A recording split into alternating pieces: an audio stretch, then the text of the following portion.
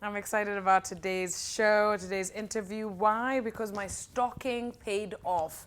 All right, so I was on Instagram one day and I saw this dapper looking gentleman and I said, who is that? And so I followed him and then he followed me back and then we started talking and I was like, who is this stylist, designer guy who is making men look so good? And then I found out he was Kenyan. Can you imagine? And he's here, finally. His name is Zedi. Good morning. Good morning. How are you? I'm great. You look great. Thank you. Thank You too. you. Thank you. So, for me, finding you on Instagram and then realizing that you're not just a great designer, but you're Kenyan, and now you're here is so amazing. Tell us your story. Where did all this start? It all started in Eldoret, where I was born. I've sold Mtumba clothing before, and then I just picked it up, and I met a couple of guys who were making jeans in Nakuru. That's where I picked up the tailoring skills. And styling, I usually say it's a gene that you're born with, and it depends with how you nurture the talent in you or the gene in you. Absolutely. And you obviously have this talent, you have the skill. You started out with denim as your main, material. Tell us about that when you look back at that time. Who was Zedi then? It's actually fabric, not material. Fabric, my bad. Material is for building, construction. I'm being taught. Yeah, I'm learning. Okay. It is fabric. Right. Yes. You started with denim as your main fabric. Take us through that. When you look back at that person who started out, what do you see? I mean, it's a different level of experience that I've gained being in New York, being in Kenya. If I put both together, back then I started as a tailor in Nakuru, and then I moved to Nairobi, teamed up with a friend, and we opened a workshop at Kenyatta Market. So that's where we started doing custom jeans, I'd say. I'd walk around the city. I used to come to here as well. I had a couple of clients here in other offices in the city. And doors opened. We met a fashion buyer who's Kenyan. And through her, we earned a slot at the Africa Fashion Week New York in 2011. Wow. Yep. Amazing. And then the rest is history. After that, right. You then completely dove into the industry and decided that this is what you wanted to do. Mm-hmm. But, everybody in that industry has a very unique and different, style, design. Tell us a little bit about forming your own niche and finding your own kind of, the Zedi look and how you went about that. Well, for me, it's all about telling a story, Right now I have a brand called Narok NYC, all right?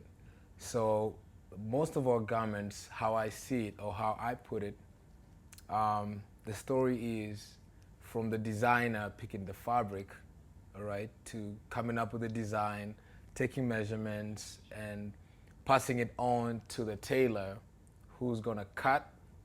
From the tailor, it's gonna pass on to somebody else who's gonna do the QC. From QC, let's say it'll pass on to you, who you will bring your sense of style. It's pretty much, let's say, if you were to sing, let's say, a Bob Marley song, right? The same lyrics, the same beats, but a Kobi flavor. Yeah. All right?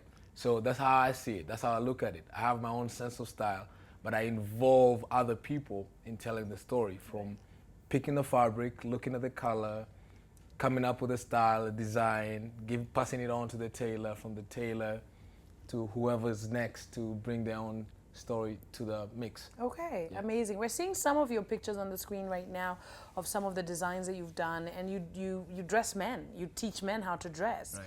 Take us through a little bit of your style, your clients. I'm loving these photos. You guys look so dapper. Thank you. Gosh, I wish all men in Kenya just dressed like this. We would have no problems. But yeah, take me through a little bit of how you work with your clients, how you teach men how to dress, what what an engagement with a client looks like from Narok, New York. Well, it takes about 40 to 60 minutes, just walking the client through the art of dressing up. Well, I look at dressing up the same way one would look at going to the gym. Okay. Right? If you want to achieve a handsome physique, for example, right? You walk into the gym, register, they hook you up with a gym trainer who's going to give you a routine workout, right? It's not like you're just going to walk into the gym and boom, boom, boom. you hit the cardio, push-ups, pull-ups, and all that. No, there is a routine on how you work out for a certain amount of time to achieve a handsome physique, for example. Right. If you want to have a six-pack, God bless. So I look at dressing the same way, all right? I like to keep it simple. I break down dressing in two or three parts. Let's say daytime and nighttime. Daytime, I'll go with light-colored fabrics. Like how you dress now? Right. Okay. Nighttime, I'll go with dark colors, you know, after 6 o'clock. So most men in New York, you know, after 6, we love to go out, hang out, network. And dressing up for me, I look at it as a way of bridging, no, not bridging, building bridges. Okay. And not creating boundaries. You know, if I'm dressed up in my suit and I go to, you know, maybe a function or an event, the first thing I'll hear is, you look dapper, you look sharp, you know, and that's an icebreaker right there and then. Yeah. But if I come dressed up shabbily, no one is going to tell me, hey, dude, you look good, you know, I love this. But you see, when I walk into an event and someone goes, I love your jacket, you know, that's an icebreaker. Right there and then I said, this is my creation. And it's an opportunity. Exactly. Yeah. So dressing for me opens doors. That's how I see it. And I love to encourage my clients to dress up. So the process basically will be, I like to start with the first suit for all my clients would be a navy suit. Okay. You know, I asked a friend of mine yesterday if, let's say, you had all the money in the world. Not really, but what, and you have a wife and 4 kids, let's say, and you have 2 options. Are you going to buy a Bentley 2-door coupe or a 4-door silver Mercedes? Okay. And, you know, he said, I'll buy a Bentley. And I'm like, you know, why? He said, because it's cool. You know, I mean, I get the part that he wants to be seen. Everybody wants to be in a Bentley, but is it practical? No. Exactly. You have 4 kids and your wife. And it's a 2-door coupe. Right. 2 seats, you can't even do anything. So navy for me is like that silver 4-door Mercedes. I can carry my kids to school and my wife to work. So I can wear that navy suit on a Monday with a white shirt, navy tie, white pocket square, brown shoes, brown tobacco lace-up shoes. I can wear it on Wednesday with a pink shirt, all right? I make still the same navy tie. Okay. Maybe I switch up the pocket square, all right? I can wear it on Friday. I can wear on Saturday the jacket with white pants, maybe white Vans, and pocket square. You've taken me into such a visual place. I already love this guy who looks fantastic in one but diversifies. We have something really beautiful in studio, y'all, which is why I'm so happy today. Like, look at all this fancy stuff. I'm gonna lift one of these so you can see, but let's focus on this. First, the mannequin, okay? Looking very nice. What are we looking at, and how do you style this kind of look on a gentleman, depending on his size? Well, double breast, it's a classic cut and style. It doesn't work for everybody, just depending with, you know, your type, your body type. Who does it work for? Let's say if you're... It doesn't work for the one-pack guys. The guys of gout. No, don't come and try and wear this if you have a kitambi. No, but if it's cut nicely, you know, it can fit. But some people don't really love the double-breasted, just because sometimes when you sit down, you can't really open it. But this is a very fitting look, isn't it? Okay, right. And this is in right now. Yeah. Okay. I mean, it's, you know, style. I love to use the word style than fashion. Because style is eternal. Fashion, it's a trend, you know, it comes and it goes. But see, it's more than just putting clothes on the runway and, you know, calling yourself a designer. It's a process of teaching a man how to dress up, how to look sharp. Okay. Right. In New York, obviously, they are right up there when it comes to fashion and styling. We, as Kenyans, have for a long time borrowed from many countries. Now, actually, what's popular with ladies is a lot of clothes are coming from Turkey and from China. Yeah. All right, yeah, that's a whole other conversation. Okay, so we've been influenced by everybody. What can you say about us having our own Kenyan identity, and not a national dress per se, but just being known for a certain look, and really encouraging designers and stylists alike to just start really carving our very own identity? or should we just kind of get into the world and just, what do you think about that? Well, I look at it as a business, on a business side. Okay. I'll ask you a question. Yes, sir. How many clothes do you have that are tailored by a local designer? I can count them, absolutely. I mean, I have a huge wardrobe, but I can count the number of local designers, under 10. How many do you wear to work on a daily basis? Okay, maybe 2, 3. Maybe 2, 3. Yeah, like 2. So a skirt and a jumpsuit, that's it. And fashion, it's very hard to make money. Yeah. You know, it's a very, very cutthroat business. Okay. All right. So if you only have about maybe 10 pieces in your wardrobe, right? I, as a designer, I have to make money. I have to pay my bills. You know, the best thing I'd encourage people to do is learn the best way the clothes are made, and then from there you can tell your story. Right, they're not being Kenyan per se. For me, yeah. being in New York, representing Kenya, using Narok, which is a county in Kenya. Yeah. By the way, Narok, Ankara Narok means black water. Okay. Okay, for me, the water flows. So I'm just looking at myself how I flow in New York. Yeah. But the thing is, I'm Kenyan. It can get more than that. Yeah. You understand? So I don't have to make an African print blazer or whatever Ankara. to really put out the point that I'm African or I'm Kenyan. Yeah. You understand? Yeah. I'm just trying to compete on the same level everybody else is doing it. Like, why would you have an Italian designer having stores all over the world? Yeah, Giorgio Armani didn't show up and say, hey, I need to make clothes for Italy. You understand? No, he didn't. Exactly. Yeah, yeah. So from a business side, I'd say just learn how to make clothes in the proper way, and then from there you tell your own story. And then you tell your own story. Right. I'm liking the story that you're telling. He's come with a bunch of stuff, gentlemen. I told you this show is for you. All right, he's going to take us through some of these samples and what it really, really means when you're going out to buy a shirt, a tie, a suit, a whole outfit, or you need it tailor-made. Okay, let me take you through that as I quickly take this caller who's holding on the line. Good morning. Hi, good morning, sir. Hi, how are ya? Good, good. Habari gani Zedi? Zuri Sema. Excellent. You have a question or comment, darling? No, I have a question. Okay, go ahead. Why bespoke? Why? Bespoke. Bespoke. Why Bespoke? Yeah, why bespoke? Well, Good question. I love the process. You know, it takes about... What does the word bespoke mean? Let's start there. So the word bespoke right nowadays is being thrown everywhere by every designer. Yeah. You know, but for me, what I've been told, bespoke basically means making a garment from scratch, by hand, by a master tailor. Okay. All right. Okay. So whereby a specialist will take your measurements. All right.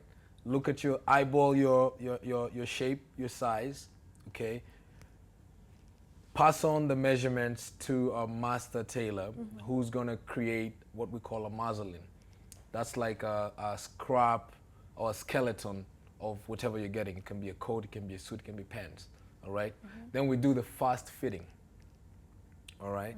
After the fast fitting, we cut, because most of these are exquisite fabrics, super high-end luxury fabrics. You can just cut them not Angara. anyhow. Not from just Okay. yeah. So River before we touch the fabric, we create that muslin. Okay. Then from the muslin, we cut the actual fabric, whereby we're going to do the second fitting. Okay. After the second fitting, we look at what fits, what doesn't. We make the adjustments and finish up the garment. Okay. So I just enjoy the process of from taking the measurements, It's organic, yeah? Exactly, Yeah. because the whole entire suit is made by hand. Right. The buttonholes are done Everything. by hand, the sleeves are mounted by hand.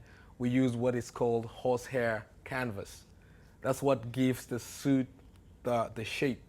If you take a look at what we have here, Yeah, you can right see here. in between the ribs, we have a gap. We call that the daylight. Oh, you can stand.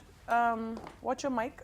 Just take us through that. So this is what we call the daylight, right here, in between the Oh, ribs. that little space. Right. It's This called is what daylight? We call it daylight. Okay, right. what is that? I mean, It's giving you a It shape. gives you the shape. Okay. Right. And then this is a peak lapel. If you look at this buttonhole right here, it's done by hand. All right. Okay. These are Australian mother of pearl buttons. What? Okay. right? Okay, and now I want to know, Zedi, how much is this jacket? How much would this go for? And not in New York. Please do the foreign exchange in Nairobi. The price is in the Kenya. same. Really? Actually, I don't like when people say that. Okay. Like, you want to tell me if we have athletes winning gold medals at the Olympics, Yeah. right? They We've compete got with, Lupita winning Oscars. Exactly. We've got all of this So stuff going on. Why won't a Kenyan sell a suit the same price? And I've been trained by one of the best tailors in the world. Oh, wow. All right, the guy who makes the suit for the president in Obama. Really? The guy who did Great Gatsby. That's my mentor. So why won't we say, oh, you know what, we have a Kenyan designer, but you know what, it's not, I don't even force people to buy my stuff. Right. I wish we could even get the trailer for Great Gatsby for the end of the show, because oh my gosh, the fashion, that's the guy who trained you? Right. That's one of my mentors. I'm really impressed. Yeah. But we do have to address the issue of finance, which Right. for a lot of people is the thing that actually stops them Right. from owning a great piece of design such as this one. We're going to talk about that in a second, but we have another call on the line, darling. All Good right. morning. Good morning. Hi, how are you? Fine, thank you very much. Thank you so much for calling. You have a question or comment for Zedi? Yes, I have a question and clarification. Go ahead. First and foremost, there's been a craze going around about suits. Okay, can we get the speaker and the volume up, please, Patrick? And then we can hear our caller nicely. Go ahead, please start again. Yeah, good morning. I have a question and a clarification about suits. Huh? Okay. There's been a craze that has been going around Nairobi about tight suits. Yeah. There's a difference between tight suits and fitting suits. Yes. So there are some suits that you look at that they are a little bit too tight. Even if they're rained on, I think they'll take about an hour to take off when they get home. So I was trying to figure out if they can clarify what is the perfect fitting suit. And then there's some other blazers that I'm noticing. I don't know whether they're waistcoats or they're blazers, because the length doesn't seem to be quite accurate. So if you can specify on those two issues, Yeah. so that at least they can be uniformity in Nairobi. Yes. And, at least they can bring some sanity to this craze that is going around. Thank you. You are a superstar. Thank you for that comment. Yeah, we need to bring some sanity. Yes. Thank you so much. Yeah, he's right. There's a mess out there. Okay, before you even answer his questions, do men know what they're doing when it comes to dressing, for real? To be honest, men tend to have an idea that they know what they want, but in real sense, they don't. They don't. It's like you want to go to the gym, you know, oh, I want to have a six-pack. But you don't really know the process that it's going to take for you to get the six-pack. So it's the same thing with dressing. That's why you go to a store, cash your credit. Yeah. Okay, you pick up a suit, cash your credit, you're out. But when it comes to what I do, what Narok does, we walk you through. So what you look at in a suit, let's say a coat, the first thing is the balance, all right? We look at the shoulders and the chest. Okay. Once the shoulders fit right, they're not dropping shoulders, they fit right where they need to. Because there's a bunch of guys wearing oversized suits and you're just looking not, because this is a very specific fit. Right. What he said is the confusion might come from fitted versus slim fit versus it's just too tight. Just too tight. Take us through that. Well, men want to look slimmer and taller, all right? Women say, I love a tall, good-looking, slim guy, right?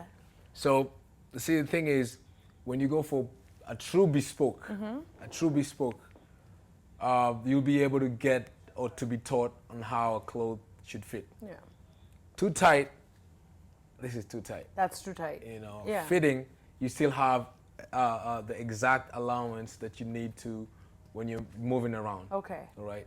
So one thing you look at is if the button closes nicely, with ease, without any pulling. No tension. No tension, no nothing. No nyakis Right. coming out of the button. Right. Buttons popping everywhere. Exactly. So you know that's a a fitting suit. If there's no space on the chest as well, you know it fits you well. Okay. The sleeve length you need to show from a half to a 3/4 of an inch of your shirt. Okay. That needs to pop up. Now, here's the thing, and please just forgive me. I have to ask this question because it irks me. It's a pet peeve of mine. Men in Kenya wear suits and they leave the label the outer label on the sleeve. Who is letting these men walk out of their homes?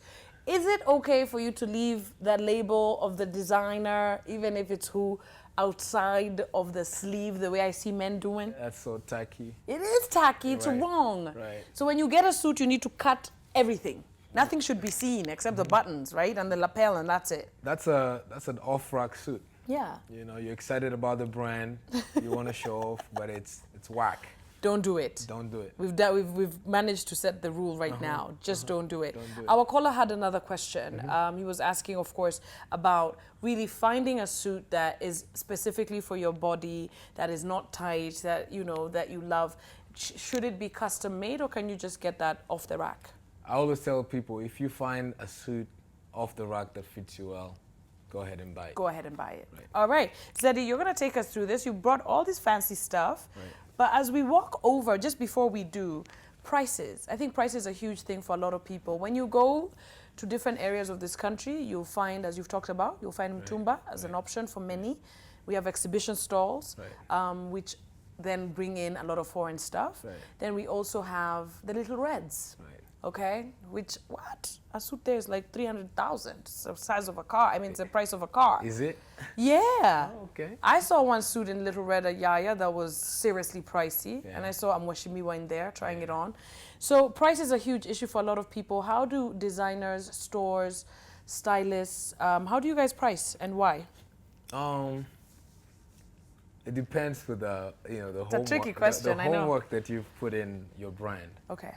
You know, like I said, for Narok and NYC, you see the process from me as a designer picking the fabric to taking your measurements to passing it on to the tailor, doing the second fitting. It's an entire process that takes up to 2 months. Okay. You understand? Most people who love the finest thing in the world, okay, they appreciate craftsmanship. Okay, and I'll give you another example. Yeah. I'll use cooking. Okay. Right? If I was to call, what do you call it, Chinese restaurant and said I want chicken fried wings, Yeah.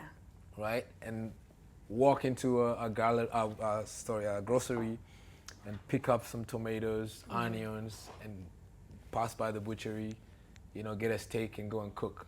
The process of me going to the grocery store, butchery, coming back home, slicing the onions, tomatoes, and cooking, comparing to the chicken wing fried rice that I call, Yeah. there is that interest like, wow. You're invested. You understand what I'm saying? Yeah. So it's the same thing. So as a designer, you look at your brand, you look at what you're doing, you look at the product, the process that goes into it, the fabric.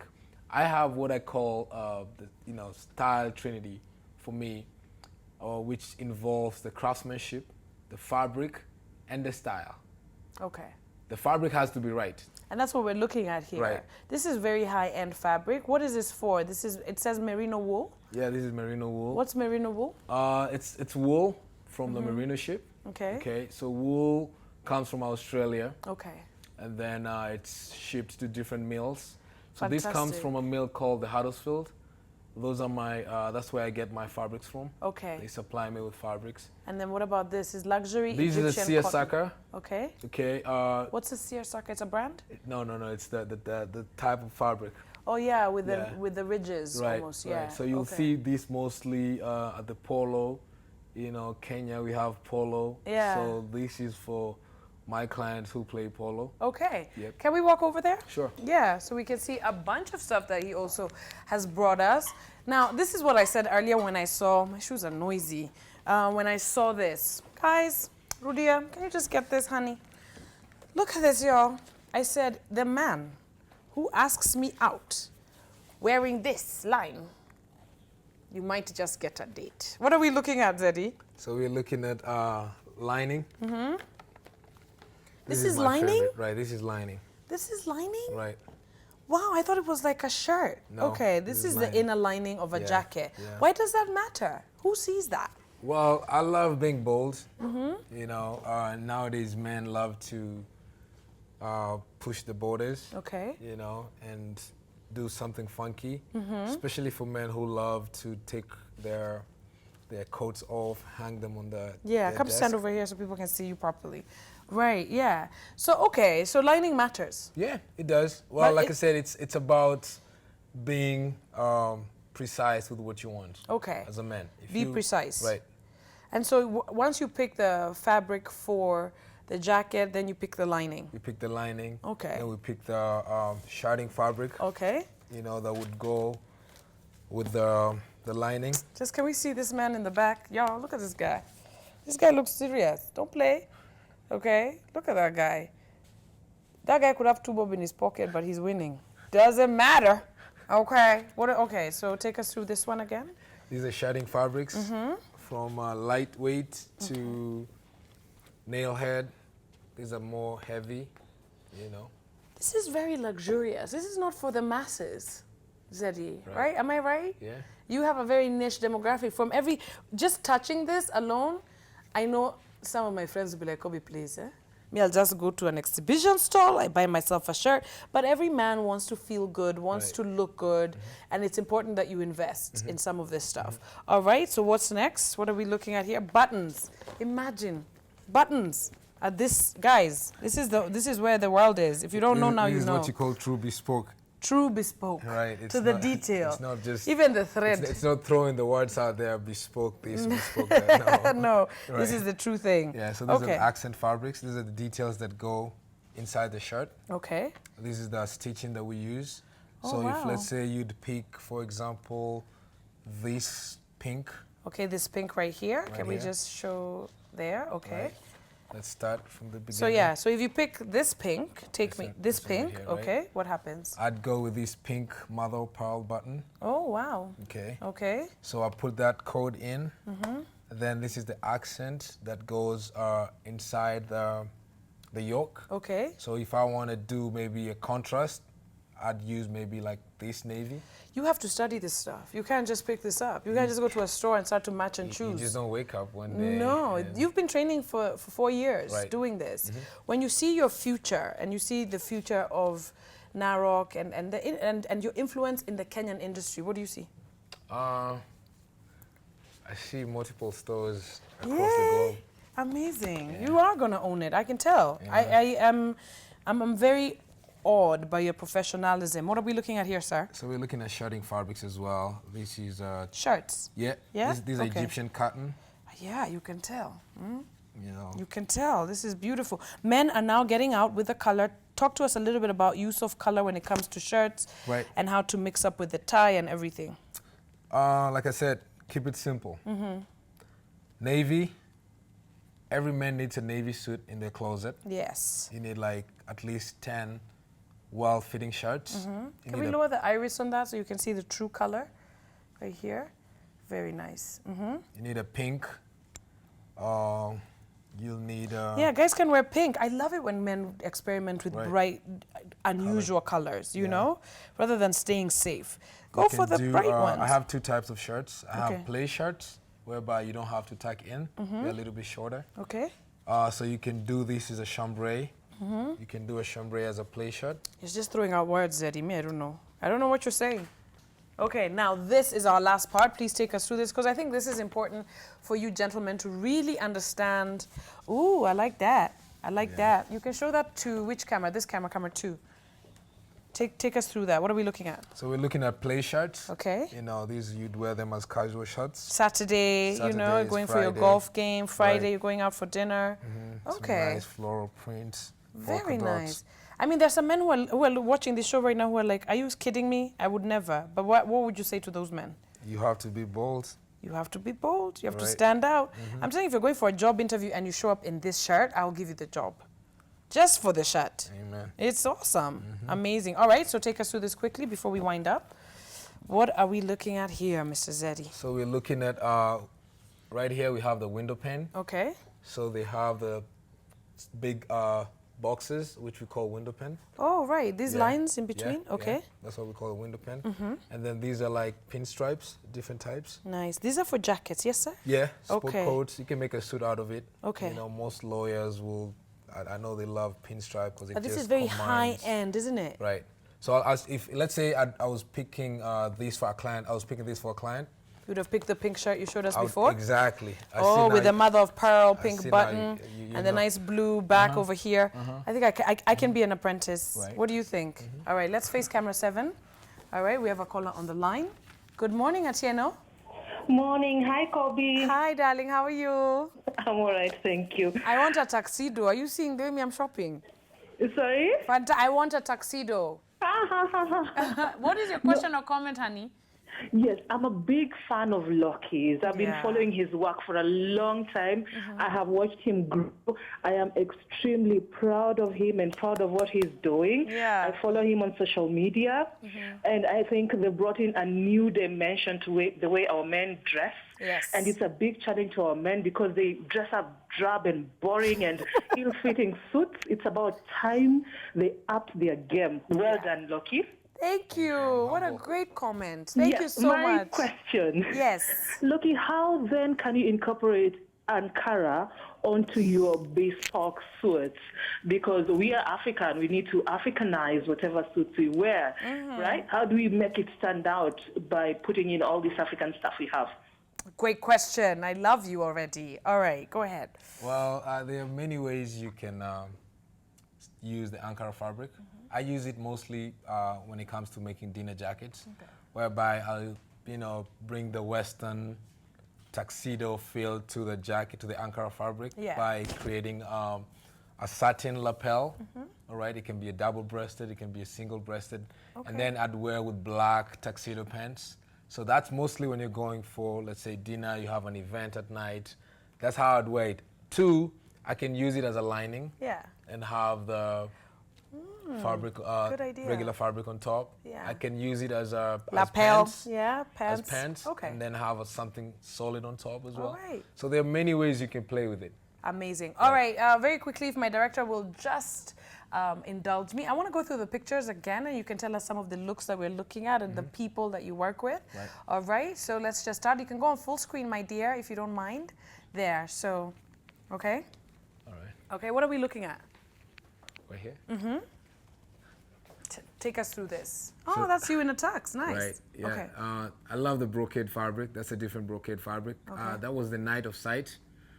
We were launching a website. Nice. Oh, this is you. Right. Looking dapper. Thank you. Fantastic. That's the atelier. Oh, nice. So you must have some serious clients in New York, because I've seen some rappers, musicians. What are we looking at here? So that's the Men of Nash, the whole team. Alex in the middle. Okay. Yeah. And that's your mentor? Right. Oh, wonderful. So I worked there for 2 years as that's the Ankara fabric, as you can see. Okay, that's the Ankara fabric. Ankara fabric, right? Okay, awesome. You look fantastic. Thank you. Okay, and he's wearing some good pants. I love that. That's a DG fabric. camel. Awesome. All right, there you have it, guys. He's on social media, okay, doing big things in the industry, style industry. I'm not going to call it fashion.